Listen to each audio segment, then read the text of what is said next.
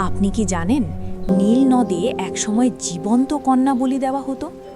আপনি জানলে অবাক হবেন, নীল নদকে সন্তুষ্ট করতে জীবন্ত সুন্দরী কন্যা বলি দেওয়া হতো। প্রাচীন মিশরে বিশ্বাস ছিল নীল নদ শুকিয়ে গেলে দুর্ভিক্ষ আসবে, তাই তারা ভাবত নদীকে খুশি করতে হলে একটি তরুণী কন্যাকে বলি দিতে হবে। প্রতি বছর এই ভয়াবহ রীতি ছিল তাদের একমাত্র ভরসা। 440 খ্রিস্টাব্দে মুসলিম সেনাপতি আমরু ইবনুল আস মিশর বিজয় করেন। লোকেরা এসে বলল, এই রীতি না করলে নীলনদে পানি আসবে না। কন্যাকে বলির ঘটনা নিয়ে তিনি চিঠি লিখলেন খলিফা উমর ইবনুল খাত্তাব রাজিয়াল্লাহু আনহুর কাছে। খলিফা উমর একটি ছোট চিরকুট লিখে পাঠালেন।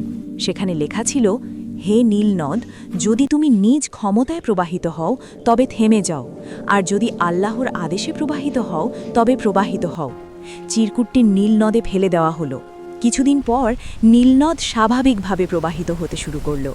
চিরতরে বন্ধ হল সেই জাহিলি প্রথা। সুবহানাল্লাহ। কিন্তু জানেন কি, এই ঘটনার পর মিশরের মানুষ কিভাবে ইসলামের প্রতি আকৃষ্ট হয়েছিল? জানতে ফলো করুন।